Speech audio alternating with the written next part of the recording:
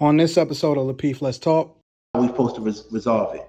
No. Both parties are supposed to say, you know what? Whenever we get into something, we will have a tone, an undertone of love and respect. If that means we have to take a few minutes away from each other to calm down, or if it means maybe we have to just remove ourselves, or maybe we have to write down what's some of the issues that we have and exchange papers, whatever, list of what's going on, then do that. No matter what you do, if you're in a relationship, you should have an undertone of respect and love when you're dealing with conflict, because there's no right way to handle it, because it changes. Some conflicts could be nonverbal, right? And some conflicts would be really volatile, screaming at each other. Mm-hmm. But you have to have that undertone of respect and love and not get out of character and say something that you can't take back. You got to hold that.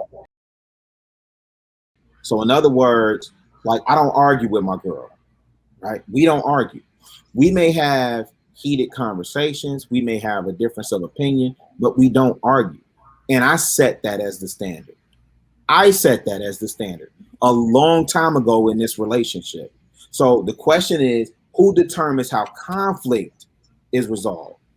You know, we could talk about, you know, the strategic ins and outs and how, you know, we do this, that, and the third, whoopie-whoop, blase split. And salute to you on the parenting side, man. That's an insight that I gleaned from you, that, you know, I could carry over into, you know, my personal life. But, you know, in a relationship, yo, I tell my girl, wait, hey, hold on, fam. We not finna do that low blow. We not finna, hey, if you that emotional, we gonna take it down, you know, or if I'm that high in, you know, and I can't think straight, I'm gonna step away, and then we can come back to it. And then, you know, of course, we can defer to the scripture that talks about, you know, don't go to sleep on your wrath and hope, whatever, whoopie-whoop, blase split. You know what I'm saying? We could do all of that, but guess who sets the tone for that? I, as the man. That's not no shot at you, Court, but that's not an equal partnership in that regard. You know what I'm saying? That's not a, you know, me getting her insight in that regard. I'm going to set that tone for how we handle conflicts and how we resolve them, because ultimately, whatever happens as a result of my leadership, that's going to come back on me, and I'm going to have to deal with that blowback. Well, in Courtney's defense, though, well, she can defend herself, but in Courtney's defense, just from a man's perspective, a woman is supposed to think the way that she's thinking with regard to the subject. You know what I'm saying? Like, she's supposed to have that perspective, but it's up to us to make sure that, you know what I'm saying, we ultimately are the ones that are the final decision makers. And subconsciously, I think that most women understand that, but just them contributing to the conversation often at times, you know, as a reflection of the answer that she gave. Courtney, I know you was about to say something. My bad. Because, you know, maybe I'm not understanding it correctly or explaining myself. So let's just say me and we're in a relationship, and I'm telling you, you know what, I don't like I'm feeling lonely in this relationship. I'm not getting enough attention that I want from you. I want to see you more. I want to be around you more. And it's making me feel extremely lonely in this relationship. How would you resolve it? So what you're bringing to me in that moment is a grievance, right? What I'm addressing is the question directly is who determines how conflict is resolved in a relationship. That's not necessarily a conflict. That's just you bringing me a grievance. Well, name a conflict that you have with your girlfriend. I mean, I can't think one. I can't think of one off top, honestly. I mean, and honestly, it's because. Okay, why are you looking like that? Because how are you trying to separate conflicts and grievances? Like, it's an issue. When I talk about a conflict, okay, when I say about a conflict, you gotta let me finish. Wait, hold on. He asked me, JR. Let me break this down for the professor. Hold on, Court. Let me break this down for the professor. Because a conflict is when she presents her grievance and I disagree with it. Okay, so the grievance. Now we have a conflict.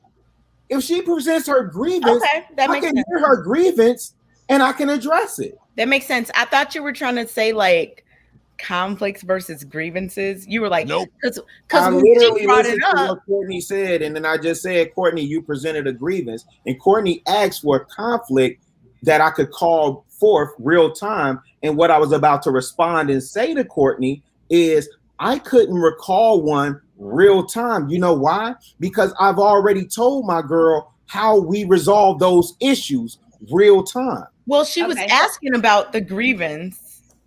Well, let's change Courtney. it up so I can be quick with it. Okay. Let's just say you digging. Real, let's just say me and you have okay, we have a disagreement off whatever. Okay, disagreement. How do you resolve it? Would you not ask for my input on anything? You was like, yeah, you disagree, but you know what? As the man, I said this and I'm done. Courtney, I love your voice, the way it gets anytime that anything is happening. Hey, Courtney, you was asking a question for who? Who was that question for? Well, Rilla. He's on mute. Okay, go ahead, Rilla. Really on mute. You on mute, Rilla? You on mute? You're on mute. My bad. What I'm saying, I'm having a whole conversation with Court. My bad. What I am saying, Court, is that when we do have those conflict and when it does come to resolution, I'm laying the groundwork of how we're going to resolve that, right? Okay. So we're going to come to the table, right? And you can address you could redress your grievances or your opposition, but here's what we're not going to do. Right. So we're not going to do the personal attacks. You're not going to raise and so on and so forth. And then what we're going to do is at the end of it, we're going to come to an amicable resolve, however long that takes. That takes two. And so I'm not, it does. So the issue is not how, how we're going to argue. We're going to, well, that's literally we're going to do it fair. We're going to do it respectful. Get that. But my thing, the resolve, it has to be a resolve to the conflict. And you can't just resolve it as saying, I'm the man, damn it. That's not what that's not what I'm saying either. And what I'm also saying is, Court, at some point a leader has to lead.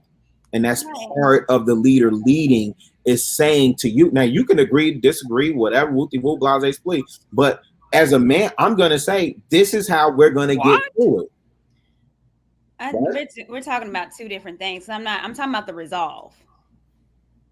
And the resolve is that, we have to come to an agreement together to resolve it. I'm not saying I'm going to do something low brow to you, but you're asking me what the issue is.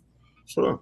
And it takes us both. It's not, I tell you I have a problem and then you like, all right, you have a problem. Well, this is what it's going to be. All right, damn it, bye.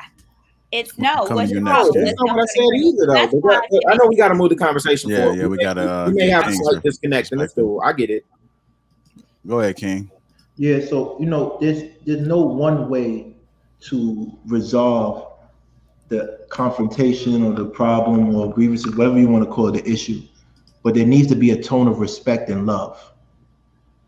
See, that's what it is. There's no one formula to say, hey, when we get into an issue, this is how we're supposed to resolve it. No, both parties are supposed to say, you know what, whenever we get into something, we will have a tone, an undertone of love and respect.